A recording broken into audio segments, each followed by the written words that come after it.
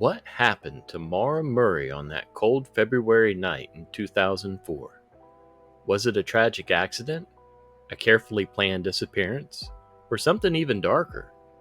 For years, investigators and amateur sleuths alike have been left puzzled by the mystery, and even now, new theories continue to emerge. Welcome back to Mystery Unveiled. Today, we're diving into one of the most perplexing cases that has gripped the true crime community for nearly 2 decades: the disappearance of Maura Murray. This is a story that defies explanation and continues to raise more questions than answers. So stick around because you won't want to miss this deep dive into one of the most haunting mysteries of our time. Maura Murray wasn't your average 21-year-old. A nursing student at the University of Massachusetts Amherst, she was intelligent, driven, and seemingly had her life ahead of her.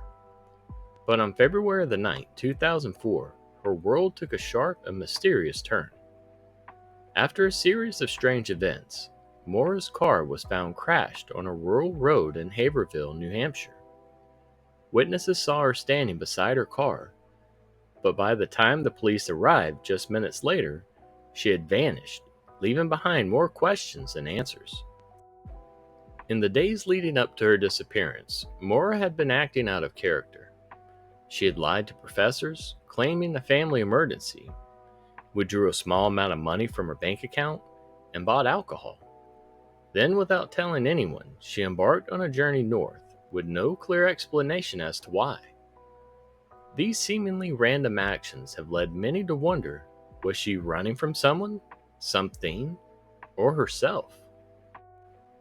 What makes this case so gripping is the eerie combination of isolation, the chilling February night, and the complete lack of physical evidence. Nearly 20 years later, the mystery remains unsolved, making Maura Murray's disappearance one of the most bewildering cases in modern history.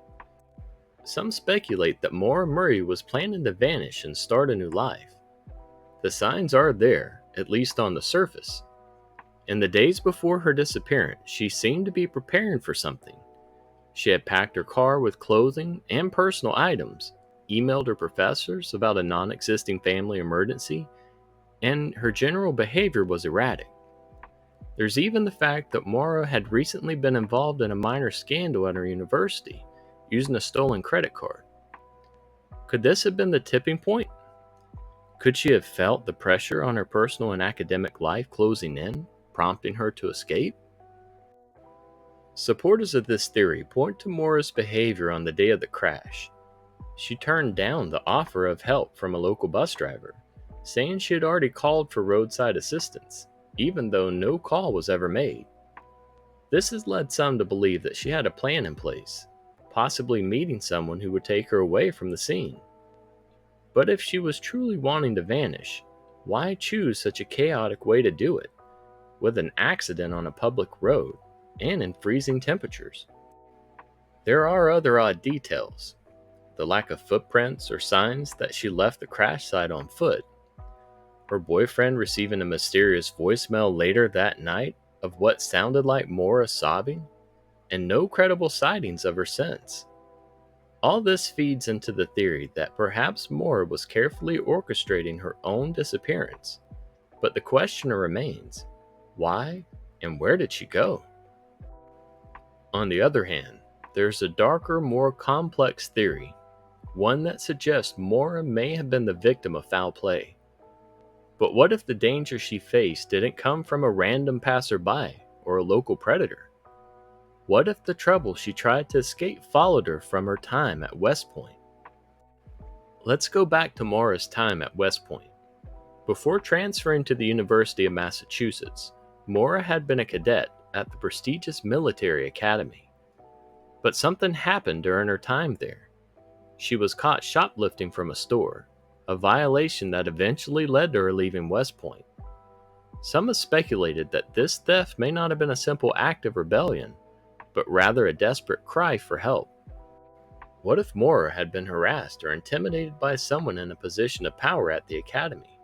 Someone who had made her life so unbearable that she deliberately sabotaged her own future to escape. While Maura left West Point, the question remains, Did her problems leave with her? It's possible that whoever was causing her distress at the academy didn't let her go so easily. This theory suggests that someone with influence or authority, possibly an officer, may have been involved in her life in ways that weren't healthy. And when Maura transferred to UMass, they continued to pursue her. This could explain her erratic behavior leading up to the disappearance. Perhaps she felt she was still being watched or threatened. This theory may seem far-fetched to some, but when you consider the fear and desperation that could have driven Maura to leave West Point, the idea of someone powerful enough to keep pursuing her, despite her efforts to escape, makes foul play seem all the more plausible. What complicates this theory is the lack of evidence pointing directly to an abductor or attacker. If it were foul play, how has no evidence surfaced in 20 years? No DNA, no items left behind, nothing.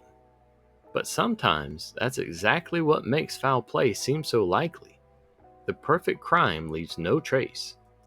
When I look at all the evidence, the theory that Maura fell victim to foul play feels more convincing than the idea that she planned her own disappearance. The more I consider her past, especially the time she spent at West Point, the more it seems like she was trying to escape a deeper, more troubling issue, potentially harassment or pressure from someone in a position of power. The idea that Maura was being followed or harassed fits with her behavior in the days leading up to her disappearance. Her strange actions, such as lying about a family emergency and heading north without telling anyone, could have been signs that she was trying to escape this lingering threat.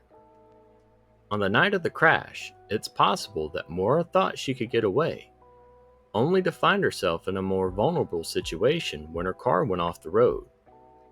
In my opinion, the West Point connection and the idea that Maura's troubles followed her makes the foul play theory much more likely. It suggests that she wasn't just running from her problems, but from a very real threat that may have ultimately caught up with her. For anyone who wants to dive deeper into this mystery, I highly recommend checking out the book, True Crime Addict: How I Lost Myself in the Mysterious Disappearance of Maura Murray by James Renner. This book explores Maura's case in stunning detail through the eyes of a journalist obsessed with solving it. I've included a link in the description where you can grab your copy today. By using this link, you'll also be supporting the channel. So go ahead and click the link and get your copy, and let me know what you think. Maura Murray's disappearance is a puzzle that has refused to be solved for nearly 2 decades. From the strange events leading up to that fateful night, to the chilling lack of evidence since, it's a case that leaves everyone asking, what really happened to Maura? Was it a deliberate escape? Or was she the victim of something far more sinister? The truth may never fully come to light, but your thoughts and theories could bring new insights to the discussion. So what do you think happened to Maura Murray?